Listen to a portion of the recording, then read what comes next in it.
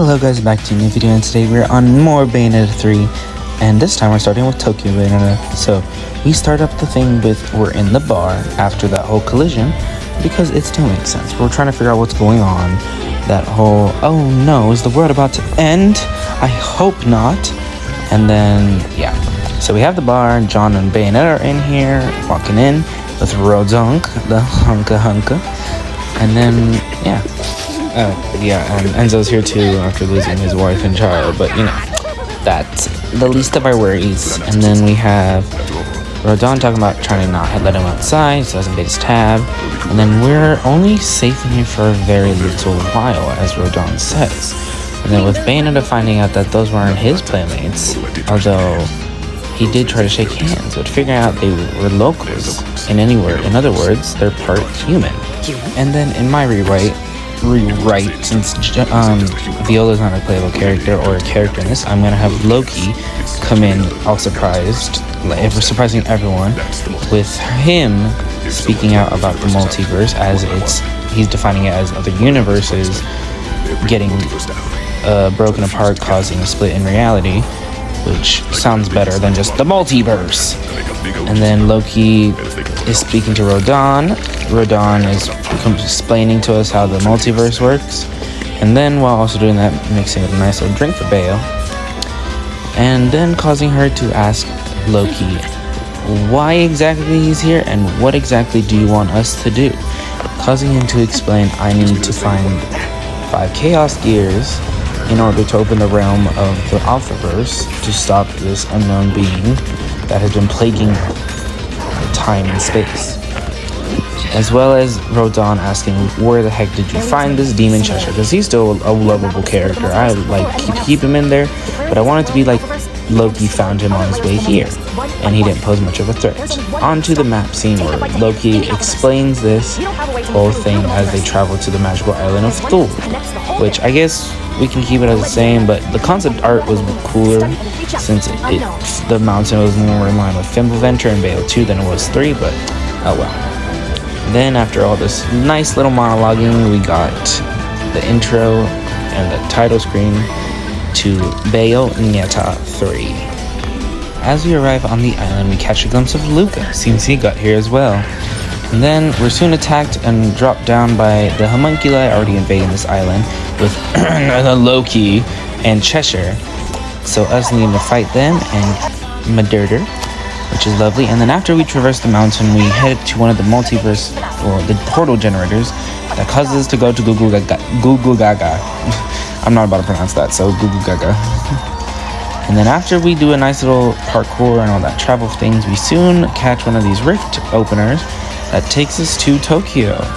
Now, I do like this idea of going to different places, and it really fits with Bayonetta, as in she's quite the adventurous and stylish girl, always changing her scenery every day.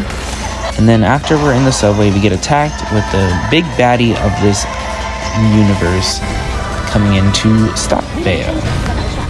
After the monstrous thing destroys the train, Bayonetta soon summons Gamora for the epic set piece known as the City Sky Skating, or whatever it's called. But I think we should keep that in. It's really cool, and the set pieces are nice except for that rock paper scissors one. But this one is quite cool to really just show how cool and powerful Bayonetta 3 has become, causing us to drop into the water and get on this to soon fight this monstrosity, or at least try to. And then we have Gamora attacking it, with us unleashing massive fireballs on it, and that's where this part of the lesson ends, with us getting Gamora killed and us landing into the Shibuya crossing with Bayonetta trying to get that Chaos Gear, which then we will take the trailer from Bayonetta 3 when it was first announced on Nintendo, because this little cutscene is actually way better than what we got in the game, because it really just brings Bayonetta's cuteness out, if that's what they're trying to do, and really just makes her be like Bayonetta, where she'll have witty and sassy remarks during the game, which helps a lot make this game just feel better. But yeah, we have all the army men fighting the homunculi, which is supposed to be no use because they're simply half human and they're different. So then we have Bayonetta shoot the platinum logo, or in this case it would be the heart logo, and oh my gosh, it's a Dog Muscle chain at Astral Chain, yeah. A Witch Time unlocks, and then we have Bayonetta come in behind because she found a way by topping the buildings to go behind the monsters, which puts in some more smartness. And then with the iconic, unfashionably late, but ready to give you everything I've got. And then introduces a fight scene where we soon fight her, fight the homunculi, and unleash the masquerade demon. And then the bigger guy from the prologue chapter, comes in, and we soon have to fight him, but first we summon Gamora to show off the demon slave once again. And then after we summon Gamora, it soon fights I forgot what it's called, but after that we traverse through Tokyo and then find Rodon's bar, randomly here. And then Rodon himself, with Rodon asking if we're confused the homunculi for him, which turns out we weren't because there was one behind him, but he didn't sense it, because since they're half human, they don't have that same aura as angels or demons, so they're a little harder to spot or sense, which they made it kind of stupid in the game, but I'm making it a little better, because they can still like have regular human senses and sense someone behind them, but like they're harder to sense right away, if that makes any sense. And with us finally meeting Rodon, he soon opens the gates of hell as a little mini bar instead of the actual full bar, and then telling us that the little orbs that the homunculi drop are the currency for now. And with us leaving, Rodon gives us a new weapon, which is absolutely ginormous, which is so funny for some reason, and then causing Bayonetta to just do a little dance on it. Okay, so after all that mess up, we have more just fighting. We're going through the same level basically, because there's nothing really wrong with this, because it's Bayonetta, it's a fighting game. As I said, it's a fighting game, which means, well, not really a fighting game, it's a hack and slash game, which will cause you to have more verses and fights, which makes sense for this type of game, because you kind of need verses to fight, and so it's not just story. That's not what a hack and slash is, but it can have story. And then we meet the first version of that little friend we had, with us leading to the end of this chapter, where we see the giant homunculi and the army still trying to have some advantage on them, but they're thoroughly destroyed by Panis, which is still a hilarious name, but these are probably the most annoying enemies, which I guess works. And then Bayonetta summons Madama Butterfly, which proves that her tactics are not the best, because they'll just split into two. So Bayonetta has a more attentive approach in causing her to fight against them for a short period, but I still use my demon slaves even though they do explode after a certain amount of hits, once they split a certain amount of times. But after that, we soon find the memory of Jeanne and this world's Bayonetta, and the chapter soon ends with Bayonetta trying to reach out to that Flash, with the next chapter showing what actually happened to that world's Jeanne, with her dying, and this Bayonetta was a very interesting design. I do like the design, but the only thing I would change is make the yellow lipstick into pink lipstick, because that yellow lipstick is horrendous. And then we have Bayonetta wondering what that was. And in this next chapter, it leads to Jeanne, which she actually unlocks Phantasmarane for us. Now, I'm replacing all of the other chapters with Jeanne to make her more of a recurring character to have her spy missions, because Loki needs both of them to find a way, just head to each universe to try and get the Chaos Gears, with Jeanne more of just trying to figure out where it is, and Bayonetta as well. So, there will soon be a boss fight with Phantasmarane that was cut in the Bayonetta 3 that we got, but in my version, we're gonna have a fight with him. And then this causes our Jeanne to unlock him as a demon for us. And then she moves more, and having to escape with Phantasmarane from that giant shark homunculi we've been being plagued with for the past, 2 chapters? And then we have a nice little runaway scene, and then he finally catches up, but luckily Phantasmarane is quick enough to get us away. And this causes us to meet up at the giant tower, I think it is, like a giant imperial business tower, and this is where we actually will find fairy thing, Strider, which is a nice little thing, like, what's going on? Who are you? And then we have this happening with Jeanne fighting the Strider instead of Bayonetta, because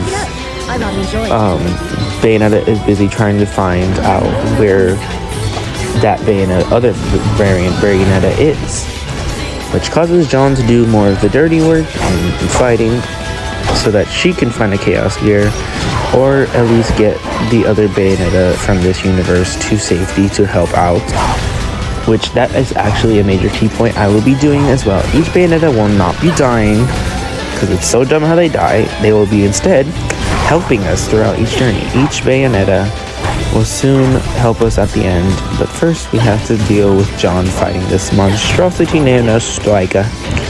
And with this really cool fight scene, by the way. This whole thing, even though this is a mod, guys, so I will put the credit in who uploaded this video actually in my description. And yeah, we will actually continue on. So then Bayonetta finds a way to finally stop this Strider by grabbing his tail and sending him to the outside, which causes us to step on him and then put the leash onto him.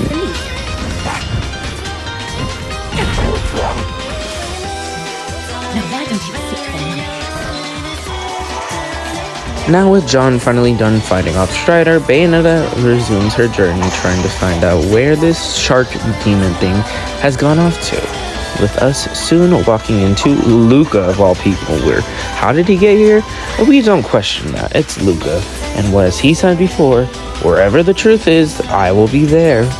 And with his usual flirtatious attitude, with Bayonetta not buying it one bit, but she has seemed to have more of a bonding to him, since she is a friend, and she might as well not act like she's trying to like kill him or anything, so they might as well act like friends.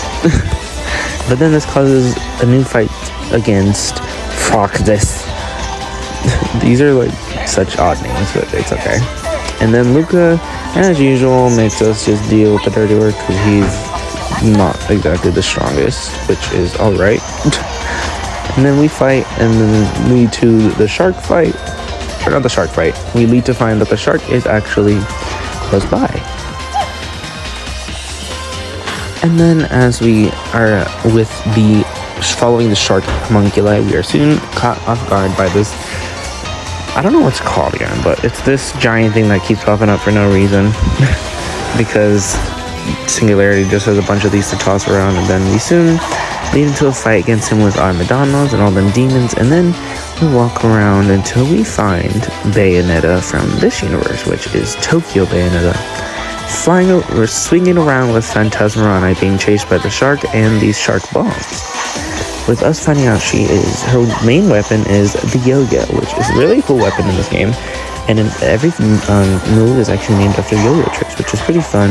And this causes Phantasmarani to get eaten, waiting for us to have to lead to our Demon Masquerade to traverse until Phantasmarani can get his power back.